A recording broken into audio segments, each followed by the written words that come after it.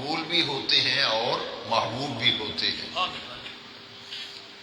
نبوت کا آغاز حضرت آدم علیہ السلام سے ہوا، پہلے نبی حضرت آدم علیہ السلام، اور اس سلسلہ نبوت کو ختم کیا گیا حضور خاتم النبیین میلاد والے آقا صلی اللہ علیہ وسلم کی ذات اقدس پر اللہ کریم نے نبوت کا دروازہ بند کر دیا، اور حضور خاتم النبیین ہیں، آخری نبی ہیں، آخری رسول ہیں، اور قیامت تک حضور کے بعد کوئی نیا نبی پیدا نہیں ہوگا، کوئی نیا رسول پیدا نہیں ہوگا۔ اسے ہی عقیدہ ختم نبوت کہتے ہیں۔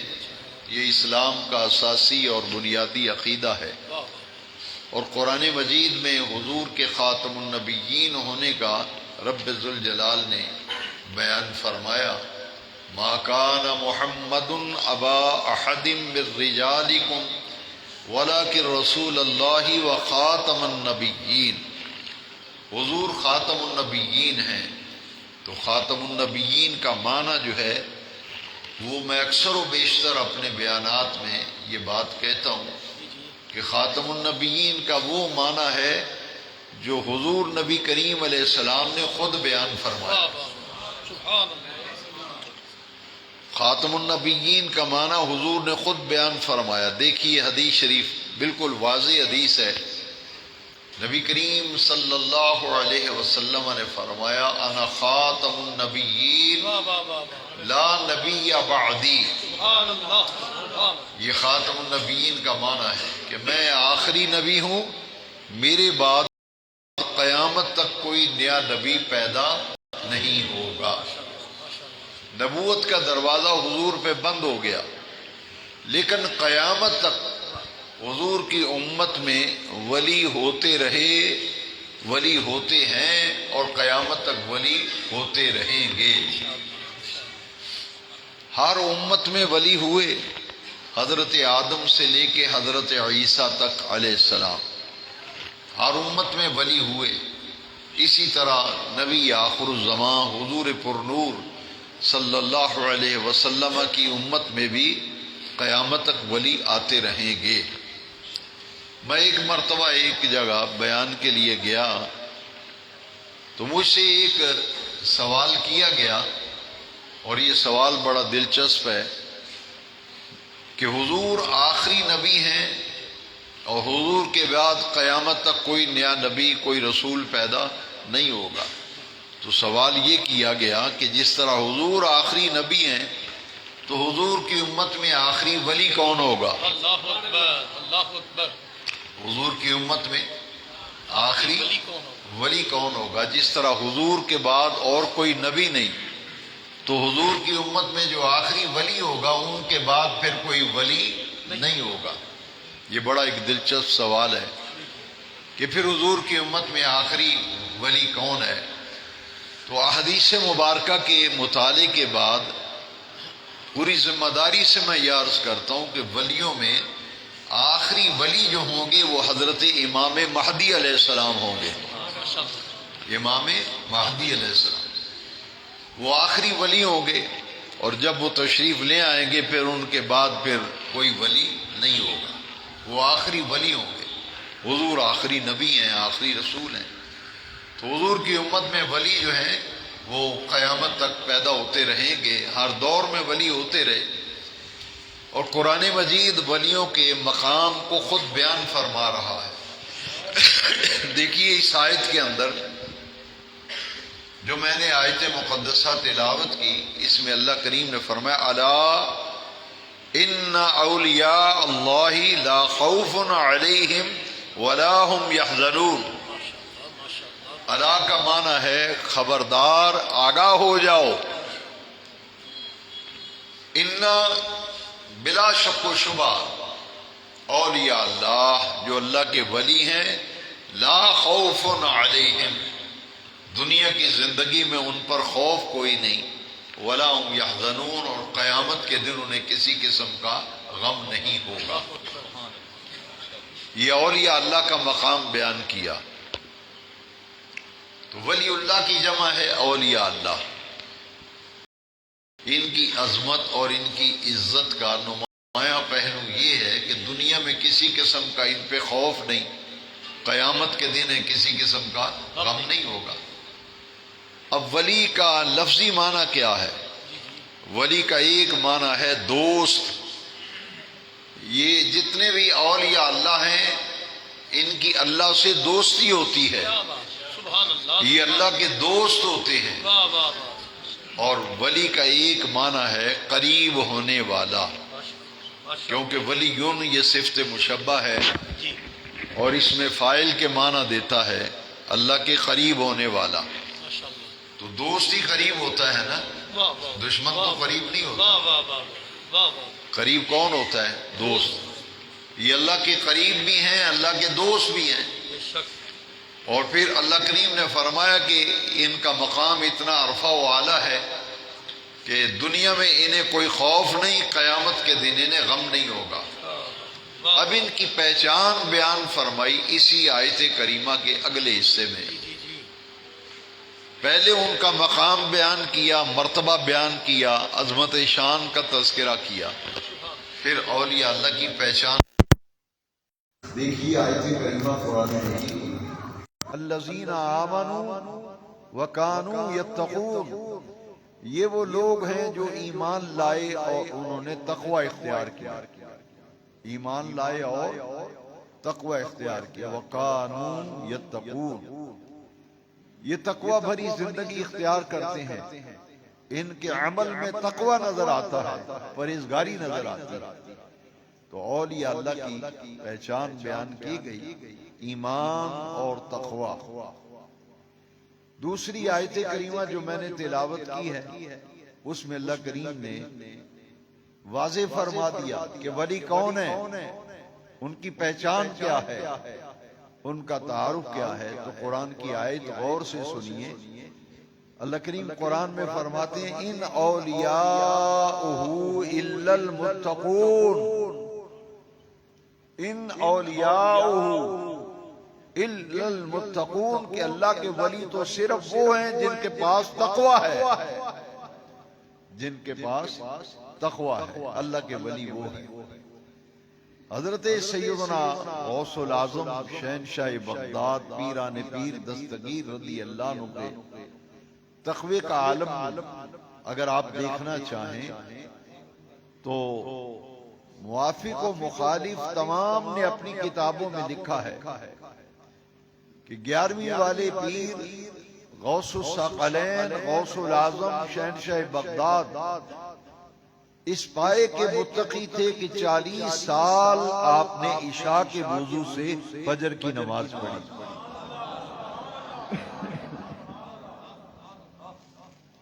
40 سال عشاء کے وضو سے فجر کی نماز پڑھی. ان کے تقوی کا یہ. اب قرآن مجید کی ایک آیت میں اور آپ کی خدمت میں پیش کرنا چاہتا ہوں جس میں ولی کی پہچان کو اور واضح بیان کیا گیا. دیکھیے ہم ولی کی پہچان میں اور درویش کی پہچان میں لوگ غلطی کھا جاتے ہیں. قرآنی معیار پہ اگر پرکھ کے دیکھا جائے گا تو جو قرآن اور حدیث کے معیار پہ پورا اترے گا ولی تو صرف وہی ہوگا نا. اب دیکھیے دوسری آیت کریمہ میں ولی کی پہچان بیان کی. الذین یبیتون لربہم سجدا وقیاما. الذین یہ وہ لوگ ہیں یبیتون، بات یبیتو کا معنی ہے رات بسر کرنا. اب دیکھیے بڑی باریکی میں جا کے سمجھیے اس آیت. بات یبیتو رات بسر کرنا.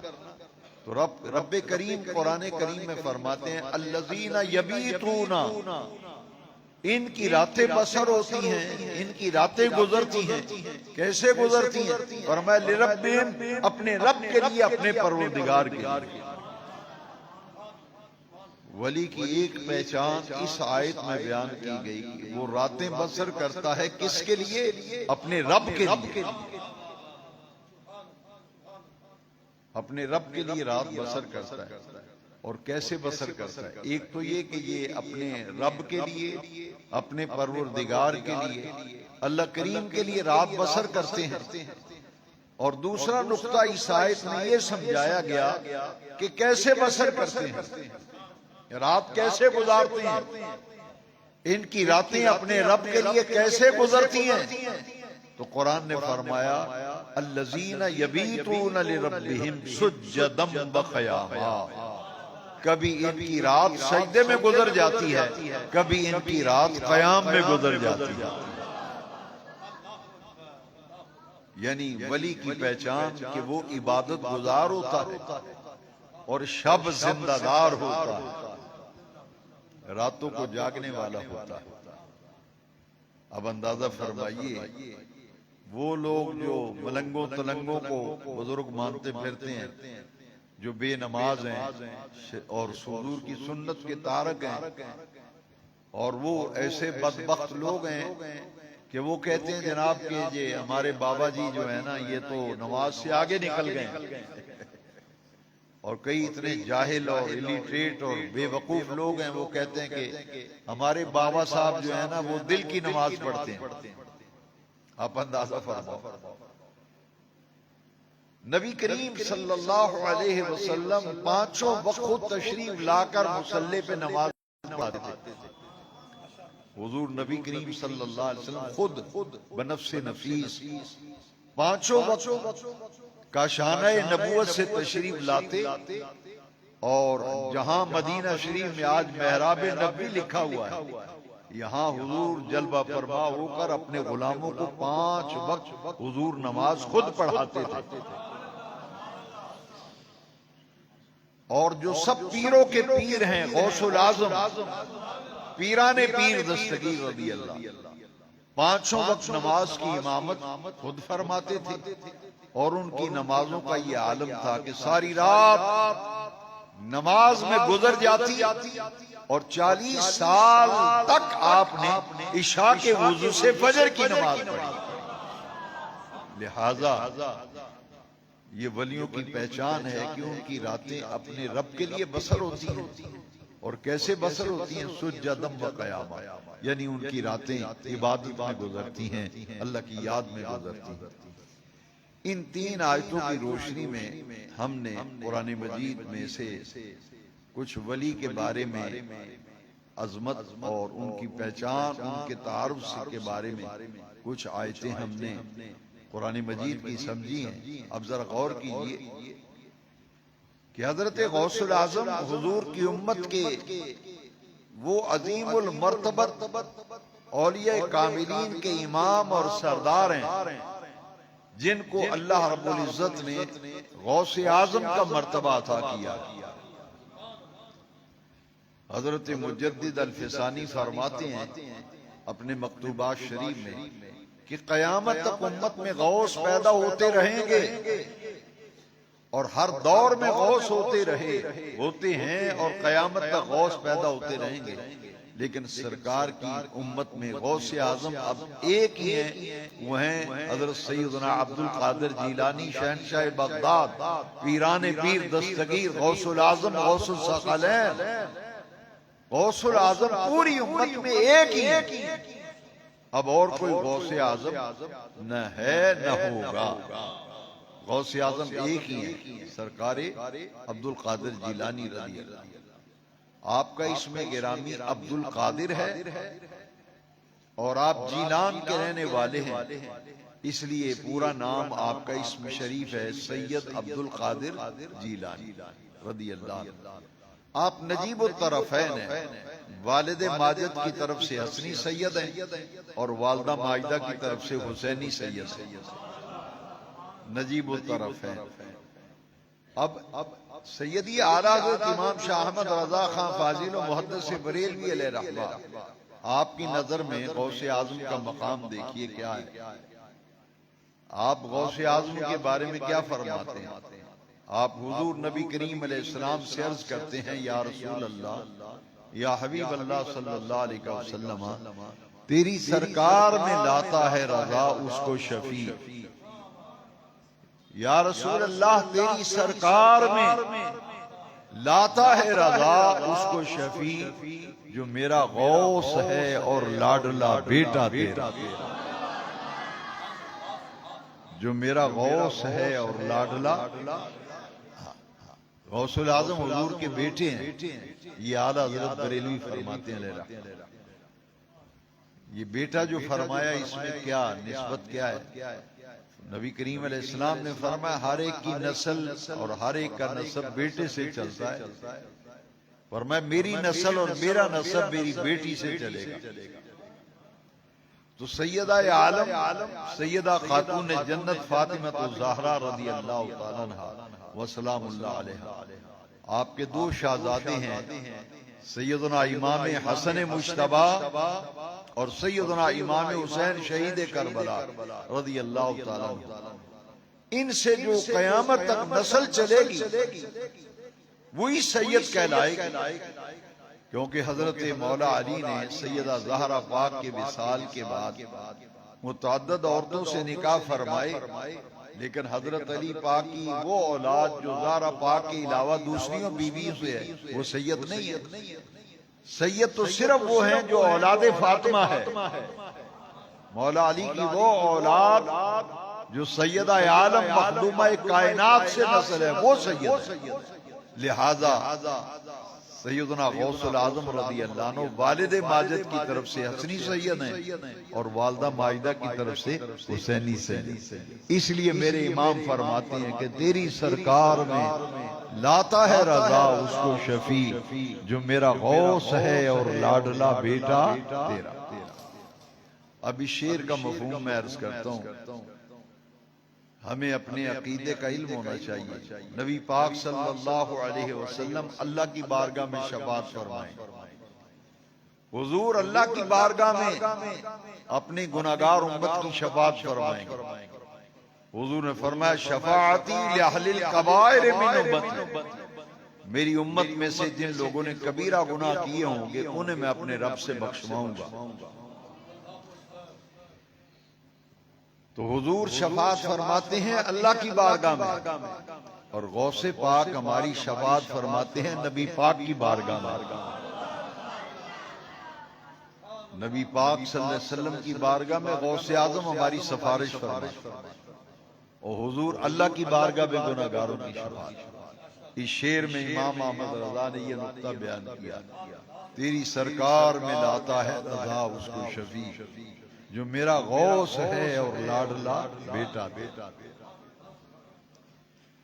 غوث اعظم رضی اللہ تعالیٰ عنہ کی سن ولادت جو ہے وہ 470 ہجری ہے، 470 ہجری، اور آج سن کیا ہے 2022 ہے نا، عیسوی سن 2022، اور غوث اعظم پیدا ہوئے تھے 1092 عیسوی میں غوث العظم پیدا ہوئے، تو کتنے سال بن گئے؟ 930 سال، 930 سال پہلے غوث اعظم پیدا ہوئے تھے۔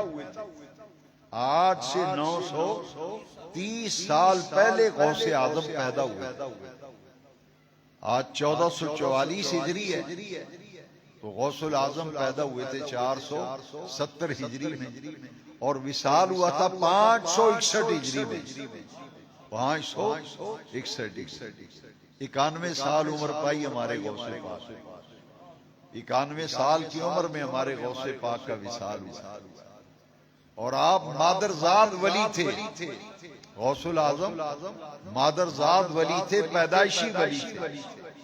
رمضان شریف کی پہلی تاریخ کو آپ پیدا ہوئے، یکم رمضان المبارک سن 470 ہجری کو آپ پیدا ہوئے، اور رمضان شریف کے اوقات میں، روزے کے اوقات میں اپنی والدہ ماجدہ کو دودھ نہیں پیتے تھے، پیدائشی ولی تھے، مادرزاد ولی، اور آپ کی پہلی کرامت یہ ظاہر ہوئی کہ رمضان شریف کی پہلی تاریخ کو پیدا ہوئے، پورے رمضان شریف میں صبح صادق سے لے کے غروب آفتاب تک اپنی والدہ ماجدہ کا دودھ نہیں پیتے تھے۔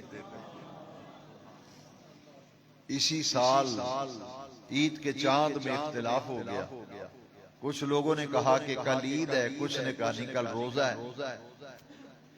ان میں کچھ بزرگ لوگ تھے، انہوں نے کہا کہ بھئی جھگڑو نہیں، لڑو مت، کوئی کہتا ہے کل روزہ ہے، کوئی کہتا ہے کل عید ہے۔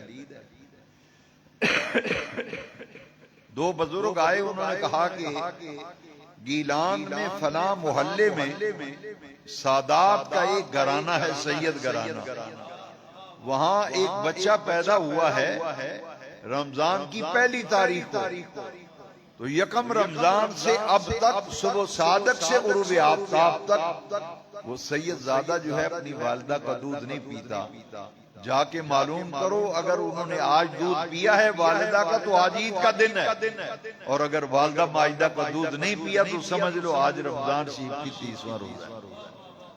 چاند کے ہونے نہ ہونے کا فیصلہ غوث اعظم کے دودھ پینے نہ پینے پر کیا گیا۔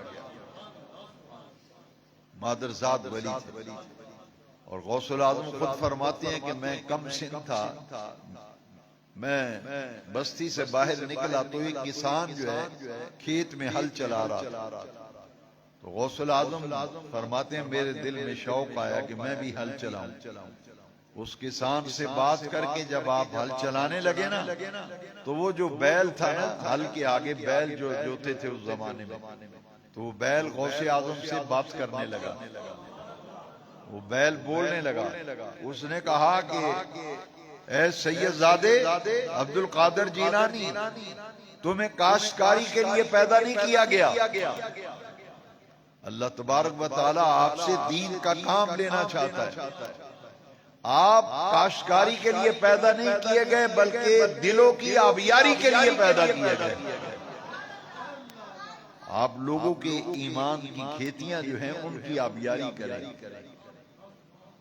اسی طرح فرماتے ہیں کہ میں ایک دن گھر میں بیٹھا تھا تو گلی میں بچے کھیل رہے تھے، کم سن تھے سیدنا عبد القادر غوث الاعظم رضی اللہ، گلی میں بچے کھیل رہے تھے، تو فرماتے ہیں میں نے دل میں سوچا کہ میں بھی بچوں کے ساتھ جا کے کھیلتا ہوں۔ میں نے ابھی ارادہ ہی کیا تو غیب سے آواز آئی، الیہ یا مبارک، اے برکتوں والو ادھر تشریف لے آؤ، آپ کو کھیل کود کے لیے پیدا نہیں کیا گیا، اللہ تبارک و تعالی آپ سے اپنے دین کا بہت بڑا کام لینا چاہتا ہے۔ یہ وہ بچپن میں غوث الاعظم کے یہ کرامتیں ظاہر ہو رہی تھی۔ اور پھر فرماتے ہیں کہ میں کم سن تھا، مکان کی چھت پہ جب گیا تو میں نے پورا میدان عرفات دیکھا حاجیوں سے بھرا ہوا ہے۔ 18 سال کی عمر میں آپ نے ارادہ کیا کہ میں علم دین حاصل کرتا ہوں۔ گیلان سے بغداد تشریف لے گئے اور جانے سے پہلے اپنی والدہ سے کہا کہ میں علم دین حاصل کرنا چاہتا ہوں، مجھے اجازت دیجیے۔ تو آپ کی والدہ ماجدہ نے فرمایا کہ تم علم دین حاصل کرو، لیکن یہ آپ کی اور میری آخری ملاقات ہے، اب ملاقات قیامت کے دن ہوگی، تم علم حاصل کرنے جا رہے ہو، بعد میں میرا وصال ہو جائے گا، تم شوق سے علم حاصل کرو۔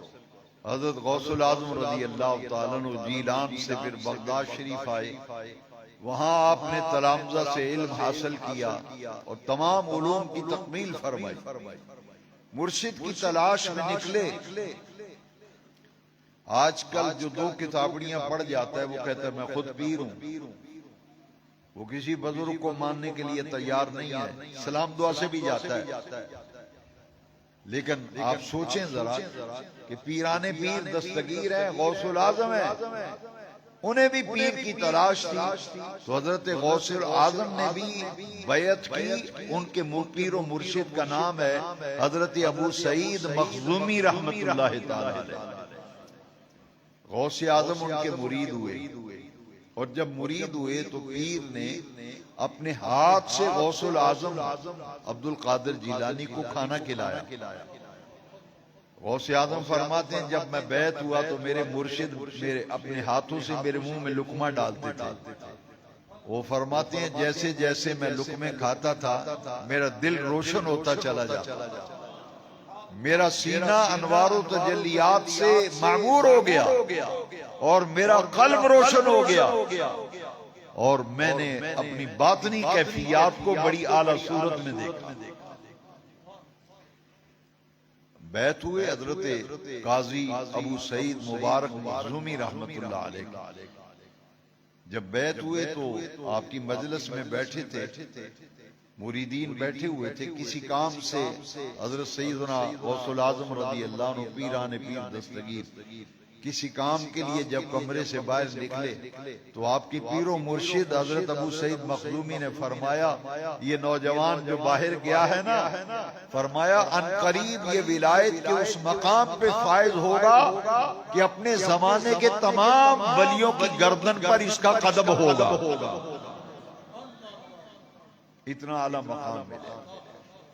حضرت غوث الاعظم پھر بغداد کی جامع مسجد میں خطبہ دیتے ہوئے فرمایا قدمی قدمی ہذہی علی رقبۃ کل ولی اللہ، میرا یہ قدم ہر ولی کی گردن پر ہے. اولیاء کرام کے پھر امام بنے. جس کسی کو بھی ولایت ملتی ہے اس کی ولایت پر غوث اعظم کا قدم ہوتا ہے. ایک تو لقمہ کھلایا اپنے ہاتھ سے، باطن روشن ہو گیا اور قلب روشن ہو گیا. غوث الاعظم فرماتے ہیں میرے پیر صاحب نے، حضرت ابو سعید مخزومی غوث اعظم کے پیر و مرشد ہیں، جب انہوں نے منزلیں طے کرائی نا، سلوک کی منزلیں طے کرائی، تو پھر انہیں اپنی خلافت سے نوازا. غوث اعظم جب خلافت دی تو خلافت دی جاتی ہے، پیر کامل جو مرید کو خلافت دیتے ہیں تو ان کی دستار بندی کرتے ہیں. غوث الاعظم کے پیر و مرشد نے امامہ بھی باندھا سر پہ اور ساتھ خرقہ عطا فرمایا. خرقہ جبے کو کہتے ہیں. وہ جبہ جب پہنایا نا تو آپ کے پیر و مرشد حضرت ابو سعید مخزومی نے فرمایا عبد القادر جانتے ہو یہ تمہیں جو خرقہ اور جبہ میں پہنا رہا ہوں یہ کون سا جبہ ہے؟ آپ کے پیر صاحب نے فرمایا یہ وہ جبہ ہے جو نبی کریم صلی اللہ علیہ وسلم نے مولا علی کو پہنایا تھا. یہ جبہ حضور نے مولا کائنات اسد اللہ الغالب سیدنا حیدر کرار رضی اللہ عنہ کو پہنایا تھا. انہوں نے یہ جبہ حضرت حسن بصری کو عطا فرمایا تھا. یہ وہ جبہ ہے جو نبی کریم علیہ السلام کا عطا فرمایا. حضرت غوث اعظم فرماتے ہیں میرے پیر و مرشد نے جب مجھے خلافت کی دستار باندھی اور خلافت کا خرقہ عطا فرمایا تو فرماتے ہیں میں نے دیکھا میرا باطن روشن ہو گیا اور میں نے عجیب و غریب قسم کے مشاہدات اور عجائبات جو ہیں اپنی آنکھوں سے دیکھنا شروع کر دی. پیر کی صحبت میں رہ کے غوث پاک نے وہ منزلیں طے کی اور پھر غوث پاک نے ایک مدرسہ قائم کیا جس کا نام تھا جامع نظامیہ. اس میں غوث اعظم مسند تدریس پہ جلوہ رہ کے تعلیم و تدریس فرمائی اور فرماتے ہیں درست العلم حتی صرت قطبا. فرماتے ہیں جب میں نے تعلیم دینا شروع کی اور درس و تدریس کا مشغلہ اختیار کیا تو فرماتے ہیں سب پڑھتے پڑھاتے میں مقام قطبیت پہ فائز ہو گیا.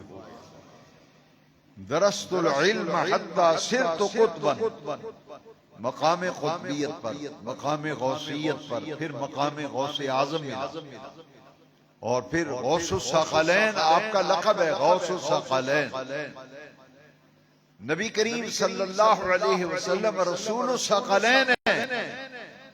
ہمارے نبی پاک رسول الثقلین اور غوث الاعظم غوث الثقلین. رسول الثقلین کا معنی ہے جنوں اور انسانوں کے رسول اور غوث الثقلین کا معنی ہے جنوں اور انسانوں کے غوث. پوری امت میں حضرت غوث الاعظم کو وہ محبوبیت حاصل ہے جو کسی ولایت کو حاصل ولی کو حاصل نہ ہو سکے. اور 4 تصوف کے مشہور سلسلے ہیں چشتی، قادری، نقشبندی اور سہروردی. یہ چاروں سلسلے غوث اعظم کے فیض یافتہ ہیں. قادری سلسلہ تو خود غوث پاک کا ہے اور چشتی سلسلہ حضرت خواجہ معین الدین چشتی اجمیری یہ غوث پاک کی مجلس میں رہ کے فیض حاصل کرتے ہیں. شیخ شہاب الدین سہروردیہ سلسلہ غوث پاک کی مجلس میں رہ کے فیض حاصل کرتے. البتہ نقشبندیوں کے جو پیشوا ہیں حضرت شاہ بہاؤدین شاہ نقشبند بخاری یہ غوث اعظم کے 150 سال بعد ہوئے، غوث پاک سے کم و بیش 150 سال بعد ہوئے۔ میرے غوث پاک بخارا کی سرزمین سے گزر رہے تھے، تو آپ نے جب فضاؤں کو سونگا تو فرمایا اس بستی میں ایک اللہ کا ایسا ولی میرے 150 سال بعد پیدا ہوگا، میں نے عالم روحانیت میں اپنا فیض ان کو منتقل کر دیا۔ تو یہ تصوف کے چاروں سلسلے یہ غوث پاک کے فیض یافتہ، اور سب کے پاس قادری نسبت ہے۔ میرے غوث پاک نے فرمایا جو میرے سلسلے میں مرید ہوگا وہ اس وقت تک نہیں مرے گا جب تک توبہ نہیں کر لے گا۔ یہ مرید ہونے کا یہ فائدہ ہے۔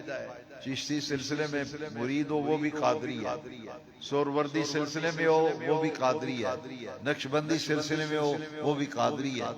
کیوں؟ اس لیے کہ چاروں کے پاس فیض کس کا ہے؟ غوث اعظم رضی اللہ۔ لہذا جو بھی کسی مرشد کامل کے ہاتھ پہ بیعت کرتا ہے تو مرید ہونے کا فائدہ یہ ہے کہ مرنے سے پہلے پہلے اللہ تبارک و تعالی اس کو توبہ کی توفیق عطا فرما دے گا۔ اور عام جو واعظ فرمانے والے خطیب ہیں وہ بیان کرتے ہیں کہ غوث پاک نے فرمایا میرا ہر مرید جنتی ہے، میرا ہر مرید جنت میں جائے گا۔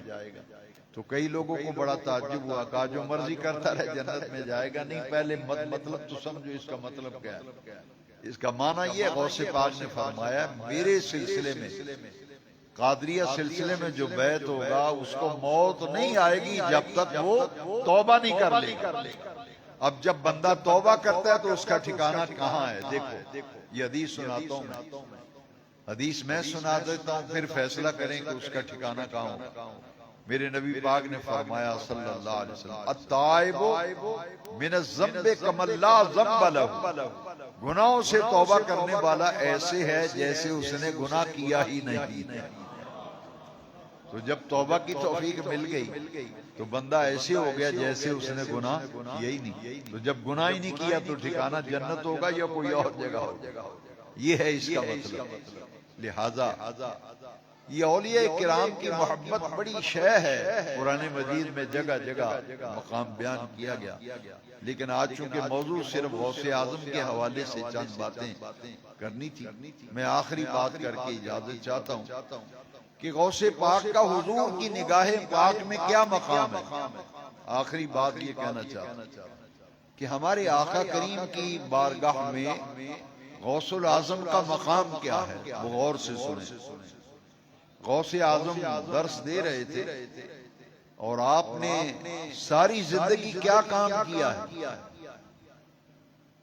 آج روزنامہ اوصاف جو ہے وہ پڑھ لیں، اس میں غوث الاعظم پہ بہترین مضمون آئے ہیں۔ ایک مضمون مجھے بہت پسند آیا، اس میں لکھا ہے کہ غوث اعظم ساری زندگی قرآن اور حدیث کا درس دیتے، درس قرآن و حدیث پوری زندگی۔ اور اس میں کیا ہوتا تھا، کتنا مجمع ہوتا تھا؟ 70 ہزار کا مجمع، 70 ہزار کا اجتماع۔ آج یہاں ساؤنڈ کے بغیر اور لاؤڈ سپیکر کے بغیر تو یہاں 50 آدمیوں کو آواز نہیں پہنچتی۔ تو غوث اعظم کی یہ کرامت ہے کہ آخری صف میں جو آدمی بیٹھ، ساؤنڈ کوئی نہیں تھا، سپیکر کوئی نہیں تھا، مجمع 70 ہزار۔ غوث پاک کی یہ کرامت ہے، جب بیان اور بات فرماتے تھے آخری صف میں بیٹھنے والا ایسے سنتا تھا جیسے پہلی صف میں بیٹھنے والا سنتا تھا۔ یہ قلائد الجواہر میں آپ پڑھ لیں، وہاں لکھا ہے اتنا مجمع ہوتا تھا، لوگ دوڑتے آتے تھے کہ غوث پاک کا درس قرآن ہے، غوث پاک کا آج درس قرآن و حدیث ہے، لوگ دوڑتے آتے تھے، دوڑتے آتے تھے، اور جو درس میں آ جاتے تھے لوگوں کی زندگیاں بدل جاتی۔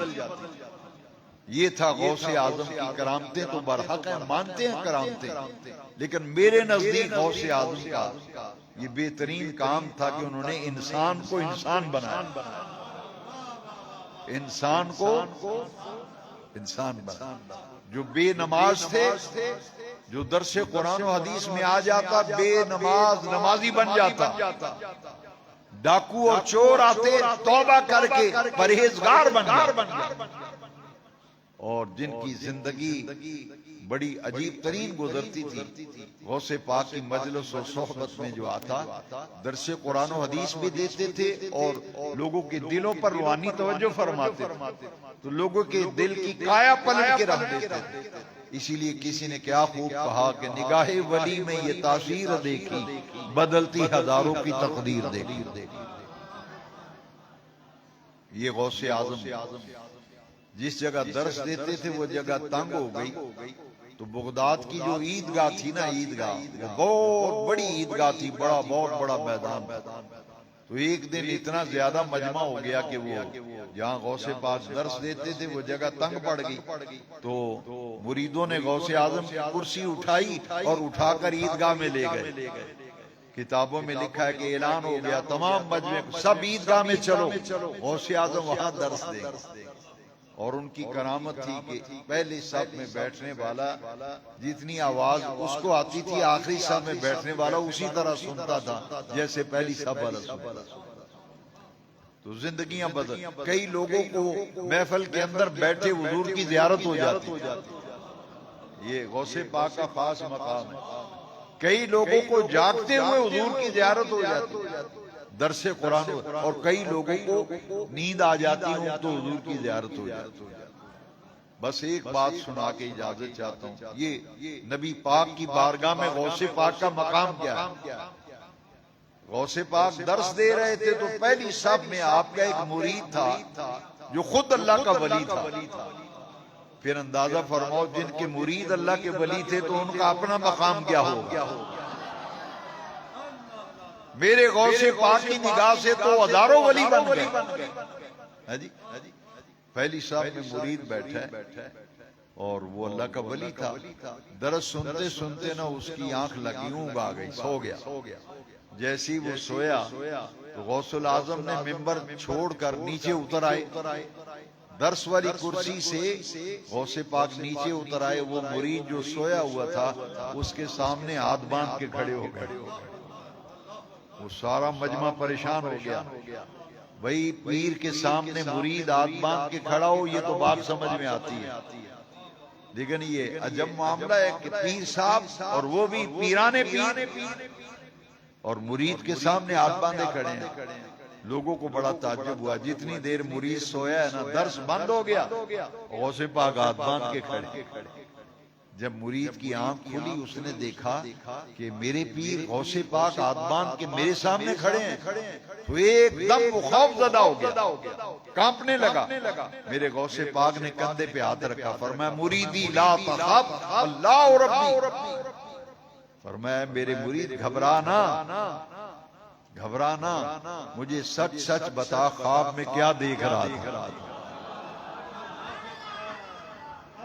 سچ سچ بتانا خواب میں کیا دیکھ رہا تھا۔ وہ سید علی بن حیتی مرید تھے، انہوں نے کہا غوث پاک سے کہتے ہیں مجھے خواب میں نبی پاک کی زیارت ہو رہی تھی، حضور کی زیارت ہو رہی تھی۔ اب سارے مجمع کو سمجھ آیا کہ مرید کے سامنے بظاہر ہاتھ باندھ کے کھڑے ہیں، لیکن وہ مرید کے سامنے نہیں، وہ مرید کے خواب میں نبی پاک کی تشریف آوری ہوئی تھی، تو غوث پاک نبی پاک کے احترام میں ہاتھ باندھ کے کھڑے، وہ حضور کے احترام میں، نبی پاک کی ادب میں ہاتھ باندھ کے کھڑے۔ اور جب مرید نے کہا کہ مجھے خواب میں حضور کی زیارت ہو رہی تھی، تو مرید چپ ہو گیا نا، تو غوث پاک نے فرمایا اگلی گل بھی دس، تینوں نبی پاک نے کی فرمایا؟ یہ دیکھو نبی پاک کی نگاہ پاک میں میرے غوث پاک کا مقام کیا ہے؟ شہنشاہ بغداد 11ویں والی سرکار پیران پیر دستگیر شہنشاہ بغداد کا نگاہ نبوت میں مقام کیا ہے؟ غوث پاک نے فرمایا اگلی بات بھی بتانا تجھے نبی پاک نے فرمایا کیا ہے؟ علی بن حیتی لرز گیا کہ کہ غوث پاک درس دیتے دیتے مرید سویا. غوث پاک کا یہ مقام اور یہ شان کہ مرید سویا اور غوث پاک وہ خواب میں حضور کی زیارت کر رہے ہیں. غوث پاک جاگتے ہوئے حضور کی زیارت کر رہے ہیں. تبھی تو آپ باندھ کے کھڑے ہوئے کہ میرے مرید کے خواب میں حضور آئے ہیں. تبھی تو نیچے اتر کے ہاتھ باندھ کے کھڑے تھے. اور میرے غوث پاک یہ بھی جانتے تھے صرف تجھے زیارت نہیں ہوئی، سرکار نے کچھ اور بھی فرمایا ہے. سرکار نے کچھ اسی لیے فرمایا نا اگلی گل بھی دسنا تینوں نبی پاک نے آکھیا کی ہے. حضور نے فرمایا کیا؟ علی بن حیتی کانپ گیا. اور علی بن حیتی، سید علی بن حیتی جو اللہ کے ولی تھے، غوث پاک کے مرید کہتے ہیں، غوث پاک سے عرض کرتے ہیں مجھے نبی پاک نے فرمایا ابو عبد القادر کا دروازہ نہ چھوڑنا، عبد القادر کی چوکھٹ نہ چھوڑنا. یک در گیر محکم گیر، تجھے جو ملے گا تجھے دو ملے گا، عبد القادر کے در سے ملے گا. جو ملے گا عبد القادر کے در سے.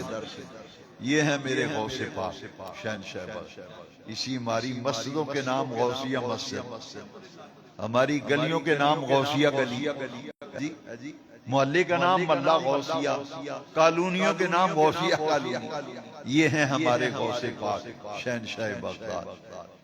470 ہجری یکم رمضان کو پیدائش اور 561 ہجری 11 ربیع الاخر کو میرے غوث پاک کا وصال ہوا. وصال کیسے ہوا؟ اللہ اکبر. مغرب کی نماز کا وقت تھا. نماز کے بعد آپ کلمہ شریف کا ورد کر رہے تھے، لا الہ الا اللہ محمد رسول اللہ. متواتر پڑھ رہے تھے کلمہ طیبہ. کلمہ شریف متعدد مرتبہ پڑھا، بلند آواز سے پڑھا. پھر اچانک زبان پہ جاری ہوا اللہ اللہ اللہ. 5 مرتبہ ابھی اللہ اللہ اللہ اللہ کہا تھا تو غوث اعظم کی روح پرواز کر گئی. 11 ربیع الاخر یہ غوث پاک کے وصال کا دن ہے.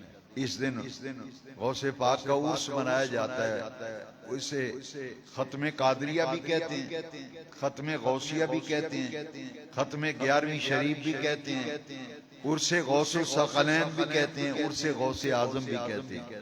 یہ غوث پاک حضور کی بارگاہ کے وہ محبوب ہیں کہ پوری امت میں غوث اعظم ایک ہی ہے، سید عبد القادر جیلانی رضی. خدا کے فضل سے ہم پر ہے سایہ غوث اعظم کا، ہمیں دونوں جہاں میں ہے سہارا غوث اعظم کا. دعا کریں اللہ تعالیٰ ان پیارے محبوب ولیوں کا دامن ہمارے ہاتھ میں رہے. ہمیں ان نسبتوں پر فخر ہے، ہمیں ان نسبتوں پر فخر ہے. اسی لیے میرے اعلیٰ حضرت نے فرمایا قادری کر قادری رکھ قادریوں میں اٹھا، قادری کر قادری رکھ قادریوں میں اٹھا، قدر عبد القادر قدرت نما کے واسطے. اللہ تعالیٰ ہر مہینے اس جامع مسجد محبوب سبحانی میں ہمارا جمع ہونا، درس قرآن و حدیث میں حاضری دینا اللہ قبول فرمائے. اگلے درس کے لیے بھی میں پھر اپیل کروں گا کہ جن حضرات کو دوران درس